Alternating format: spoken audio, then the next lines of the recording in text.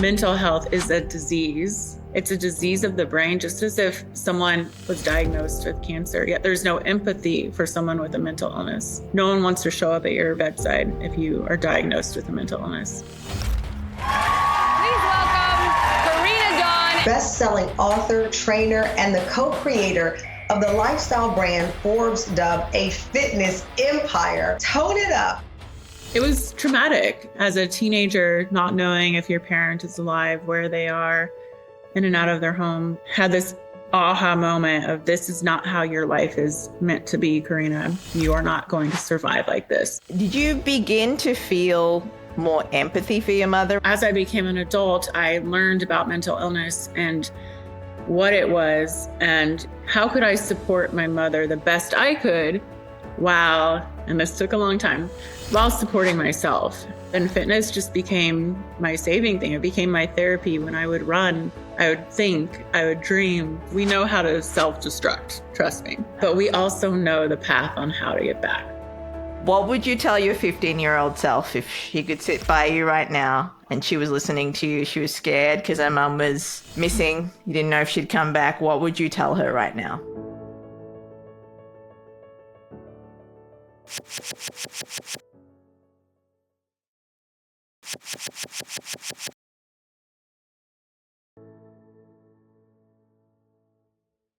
Karena, thanks for being here on the Ginni Show. When I first started reading about your story, the amazing synchronicities that we've both experienced. It's very rare that you meet someone who's gone through parts of your experience in a very similar way. You and I were both raised by mothers with a mental illness. We both lost our mother in 2021. So those are very rare commonalities to have. What was your childhood like when you were raised with a mother with mental illness? Did you experience any shame or fear from people around you? I don't have very many conversations with someone with those two similarities, and there will probably then be some tears.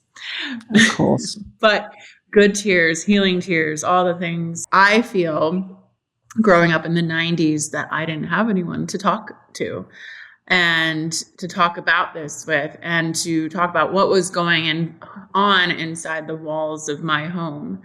And so when I left those walls, I hushed myself. I became very shy. I was very, I don't know if you want to say ashamed or embarrassed. It was basically just because there was no education around what is a mental illness. And is this your fault? Is this your mother's fault? Is this genetics? Is this, no one was talking about it being a disease of the brain. And so it was very confusing as a child to be in a household with such chaos and thinking like, this is only me.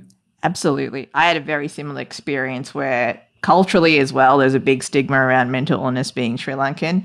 But what I found extremely challenging was, here is your guardian, your caretaker, you love them. My mother, at least in my experience for me, for the most part, when she wasn't having a relapse, she was loving, she was caring.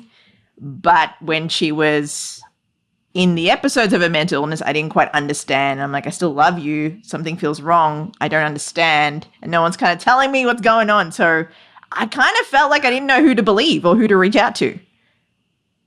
Exactly. And you don't know who to believe or what to believe. I could sometimes tell when she would go off medication and start going back into delusions. But then as a little girl, 11, 12, 13 years old, whatever your mother tells you, you believe. Exactly. She is your mother. You trust her.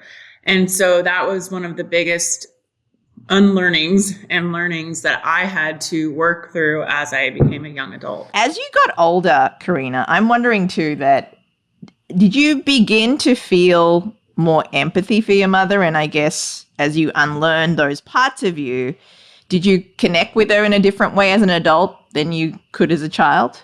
Yes. But you go through those periods of anger, rage, sadness, empathy, like wanting to help. And as I became an adult, I learned about mental illness and what it was and how could I support my mother the best I could while, and this took a long time, while supporting myself and realizing what my relationship with my mother is going to be and is and was. So with my mom, I did learn a lot of empathy, and I tried to help her. I'm one of those people that just wants to keep giving and helping. And it took me a very long time to realize that I can only go so far. And I almost like lost myself in trying to help her. And so that was a big, big lesson, especially, and then bring it into a marriage with me and my husband, and really trying to have my relationship with my mother and a marriage and being a caretaker and all the things. It's a lot of learning. It's a lot to hold as well in the process too, right? While you're navigating your own life and your own compass, it's a lot to hold. When you lost your mum in 2021, that was the height of the pandemic. So on top of all of that, going through all of that, how was that experience for you? The last 5 years of her life, I was her caretaker in charge of all of her health care. Yeah, height of the pandemic, going through losing a parent while trying to save a parent, managing a company, trying to, be good in my marriage, all of the things.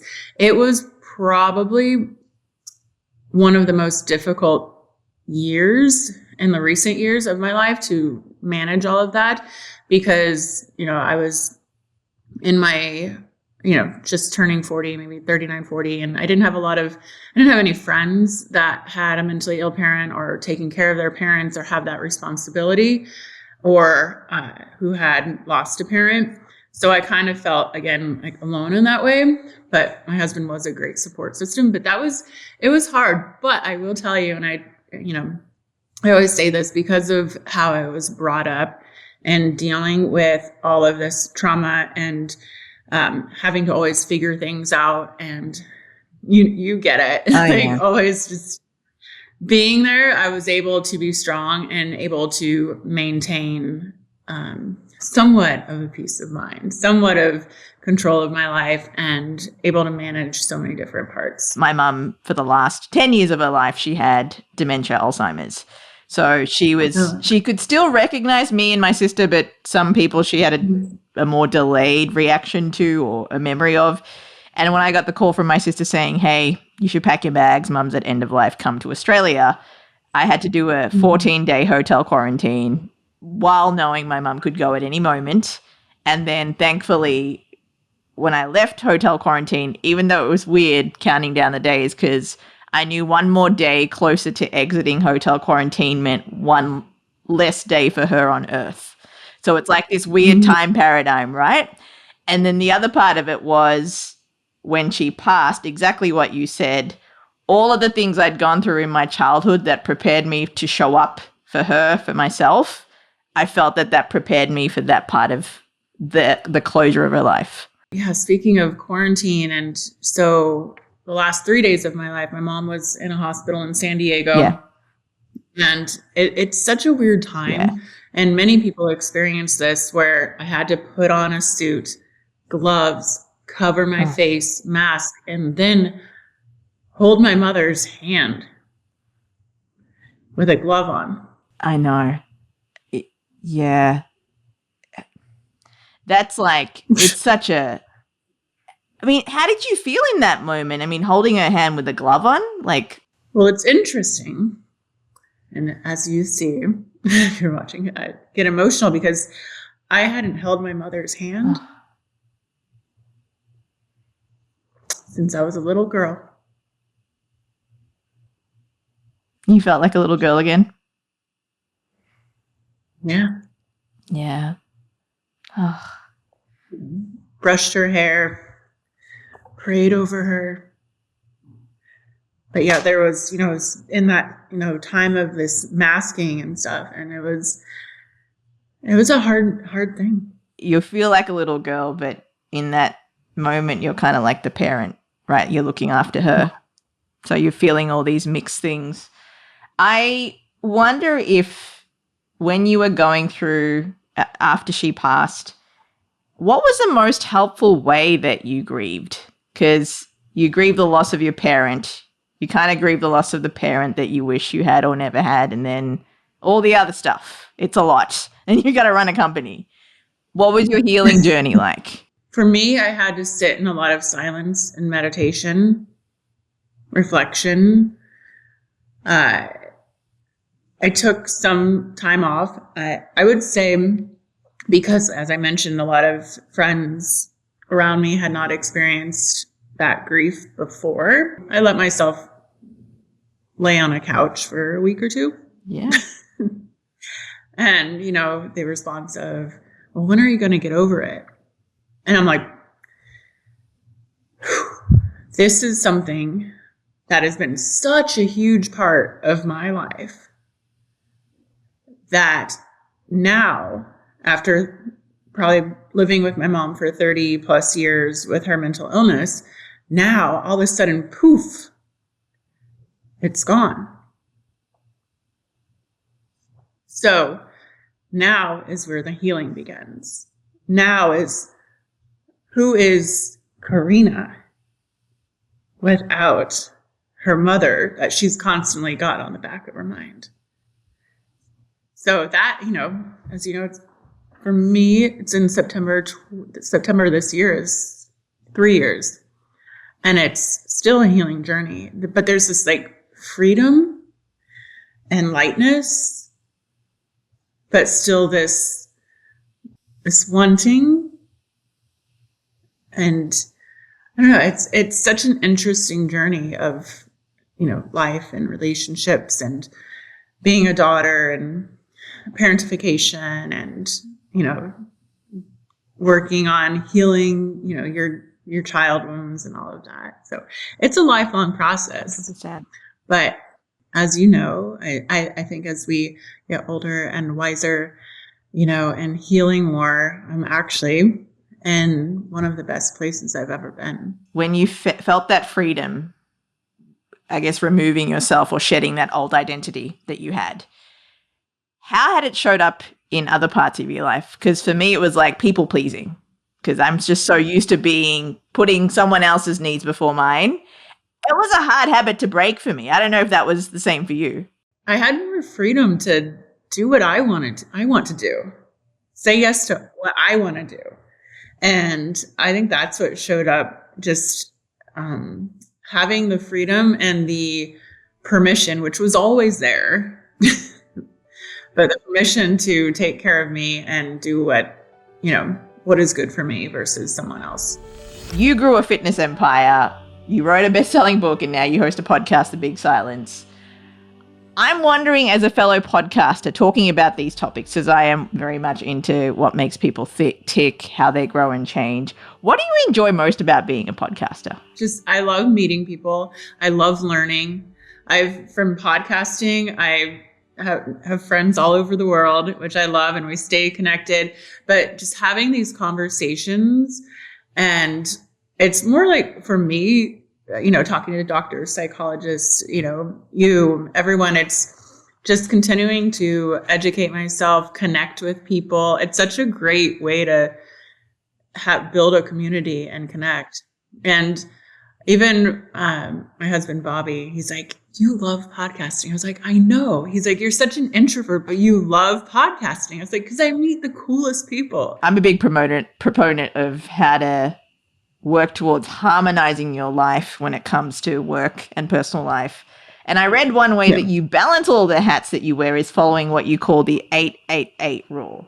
So what is it? Yeah. And tell me how you put this into practice.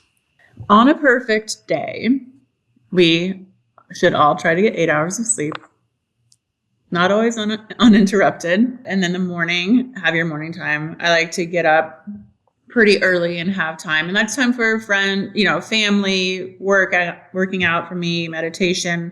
I love doing the sauna and the plunge, hang out with my dogs and my husband, and then get in 8 hours of work, give or take each day.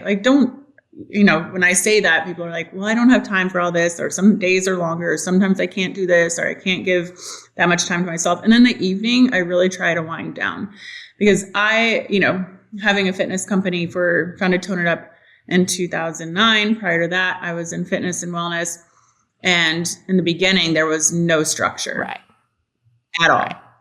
It was like, okay, got to get up at 2 a.m. if I need to do this, or stay up late, start working at 5 a.m., do this. And it just, the burnout comes. And so I try to just give this structure to myself that I can have it as a baseline, but then not have guilt. Like I have my list, I have my calendar. When I have structure, I can be personally at ease and at peace. Yeah. Let's talk about your personal fitness story. Was working out always a part of who you were and your behaviors or habits, or is this something that came later? When I was a kid, before my mom was diagnosed, she used to work out to Jane Fonda, not DVDs, VHS. Yeah. Like before DVDs. Way back, right? And I would watch her and I thought it was so cool. And I was like, one day I want to be that person on the TV, like working out. And then my dad was a runner and I ran my first half marathon when I was 11 or 12 years old. And I just loved it as a kid. We would train after school and then did the races. And then when I call my decade of darkness, when mom was in and out of the house and missing persons and such. Karena, do you mind sharing about that? Like your mom was missing and then you had to find her? Yeah, there were a few of those. The first time she was walking to the corner store to get some sodas to go with our pizza on a family movie night, and she didn't come home. And she was found by the police on the side of the road, maybe a day and a half later. The longest, I think, was 6 weeks where she was a Jane Doe and found in a hospital. And that's when she was diagnosed because she was a Jane Doe, and then they gave her medication, Haldol at the time. And she came to and said that she did have a family. And then, you know, the interesting part of my personal story is when I was 18 and she had gone missing again. And my dad hired a private investigator. And so they found her in California, in Los Angeles. And me, being that person who thinks they can save everyone and go find mom and bring her home, I went out to California, fell in love with California. And that's how I ended up moving to California and living there for 20 years, was because my mom ended up out there. But it was traumatic, as a teenager, to not knowing if your parent is alive, where they are, in and out of their home. There's so many just crazy stories. I was just like the rebellious one. Right. I wouldn't come home. I would go do this, and I wanted to avoid being home.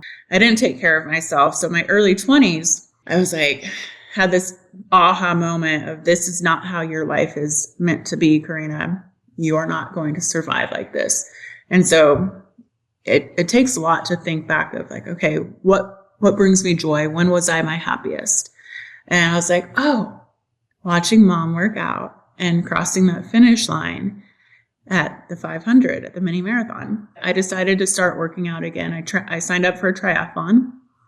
I was living in California at the time. I started surfing and waking up at sunrise to surf, because at the time I was not having healthy habits. I was like in Hollywood nightclubs till whenever.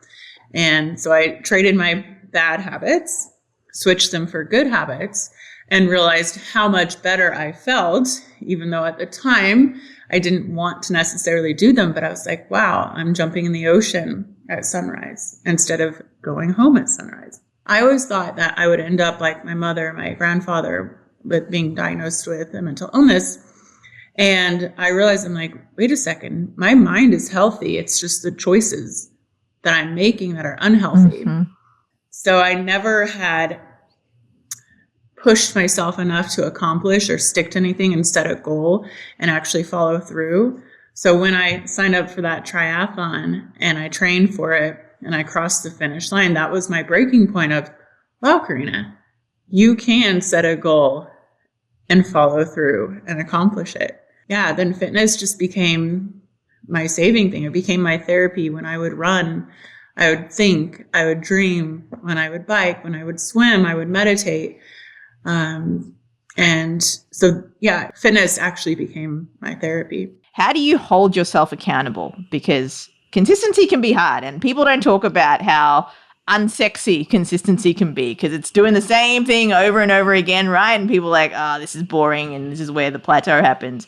How do you hold yourself accountable, and how do you keep going? You don't have to stick to one type of workout or fitness. But the one thing I do know is that if I don't move my body, I don't mentally feel well, I don't have energy, and I don't have energy to do the things that I'm passionate about. And even there are days, even for myself, where I'm like, I don't want to go work out. Yeah. But I always say, Karena, how about you just put in 10 minutes? And those 10 minutes might turn into 20. And if they do, that's great. And even if 10 minutes is 10 minutes, that's great. You can even see the boost in your mood from that. I've gone through phases too where, taking towards the end of my mother's life, where I didn't take care of myself. I didn't eat right. I didn't work out. I didn't meditate. Like we know how to self-destruct, trust me. Yeah. But we also know the path on how to get back. Yeah. And give yourself, I know you don't want to use the word grace, but give yourself that grace, that permission, and be like, it's okay. Like, this is where I am right now. When are you going to get over it? When I'm ready. But I know the path back. And when I'm ready, I will be there. So you got to stop beating yourself up. 100%. And I think when we talk about physical health and mental health, especially, we classify them as two separate things, at least in terms of the language that we use out there. Do you think we'd benefit as a society if we shifted the language around health to mean something more holistic? Yes. Okay. This is something that I struggled with my mom's doctors, because when she was the last 5 years of her life, they kept focusing on what was going on in her body and her organs and the stress of her GI and all of this. And I explained her past mentally, and I believe that a lot of what was going on in her body was because of the stress of her mind. And I had such a stressful time trying to talk to the doctors of, no, but because they said to me, we only focus on physical health, not mental health. And I said, but they're connected. Exactly. How is this organ not connected to the brain? And they just blew me off. And I don't know how to fix that in the system, but it is so important to think, why is this do they have this issue? Why are we not focusing on what is going on mentally? It is all connected. And if you think about the brain as an organ, right, where our mind exists, our thoughts exist, and emotions are generated and everything, it really is the general. The brain does decide what the body does. And if someone is suffering from a mental illness or depression, think about how that is affecting every other organ in your body. So how can we start there? In your bio, you don't really start introducing yourself as a fitness entrepreneur, which I find is really interesting. You are first and foremost, the way you describe yourself is a mental health advocate. Where does the willingness to be vulnerable like that come from? Fitness was first for many, many years, but I felt like I wasn't being truthful until I spoke about where I came from and why I worked out and why working out works for me. And that was when, about 7 years ago, for Tone It Up, bringing in meditation, starting to talk about my story, because I realized even when I had, the largest fitness community ever, that I was still not showing up as who I truly am. And I was ashamed. I was holding the stigma that I'm trying to break. And I was putting it on myself, thinking I can't tell anyone how I was raised, my story, my decade of darkness. But then I realized that once I started sharing my story, that so many others started opening up in our community and be like, oh my gosh, I thought you came from this perfect background. I thought I wasn't good enough. I thought this. All of these women come together, and we realize that we all come from something in troubled past, but we can work together to live our best life. So I think that, or I know that talking about mental health is and how we can heal up here will heal our entire body. Absolutely. So, what do you think is the biggest lie told about mental health? when are you going to get over it? Oh, you're fine. Don't worry about it. Just move on, move through it. And a lot of people don't understand how important it is to address it, take care of it, have a toolbox for yourself of what makes you feel good. And the lie that mental health is a disease, when if it's something like schizophrenia, bipolar, all of these other disorders, it's a disease of the brain, just as if someone was diagnosed with cancer, yet there's no empathy for someone with a mental illness. No one wants to show up at your bedside if you are diagnosed with a mental illness. And so I think that's the biggest lie, is that it's not a disease. Or not treated like a disease, really. I also want to kind of get into a bit more of the vulnerability part. I love how you said that you show up as you are, regardless, of what's going on in your life. That takes a lot of bravery, Karena, to be like, yo, this is how I feel, this is how I am. Where does that courage come from? Where did you learn that from, or how did you build that? I guess just growing up how I did and having to stand up for myself as a kid, and basically, and my dad is wonderful, but as a teenager, he wasn't able to show up. So I had to show up for myself. Mm-hmm. I've had to do that all my life. And some people don't like it, but that's okay. Yeah. It's not on me. That's not. Your book, The Big Silence, it's a memoir about your life growing up under the shadow of mental illness. Did this writing process for you and your life experience, did it help you recognize things that you hadn't recognized before? Yeah, I think it helped me recognize, like, damn, you went through a lot, because when you're in it, exactly, you don't realize it, because you're in just fixing mode, survival mode. Yep. And so reading it, and most recently I did the audiobook, which is coming out, and I had to read it and it was actually really fun, become different characters in my voice, from my mom to my sister to my dad. And going through that again, it really is like, wow, I was in survival mode. And one of the fun things I did too is after each section, I had my friend Vasavi, who's a therapist, come in, and we did therapy sessions to deep dive into each part of, like, me, Karena, as a little girl. Like, what do you think now as an adult looking back? So there's these little bonus sections in there too. So there's a lot of reflection. I was going to say, if I were to write a book about my experiences and traumas, I would want my therapist there the entire time. What do you feel was the most rewarding aspect for you putting it all out there on paper? I felt like I was holding so much in my body. And, I started writing it in that 2 weeks that the doctor said my mom would live for 2 more weeks, but then 5 more years. And I just started writing it as letting it out. And I had this feeling inside of me where I just wanted to share my story, because perhaps it could help someone else. And that's exactly what it's done. And it's opened up all these conversations. It was not easy, because you have to relive it.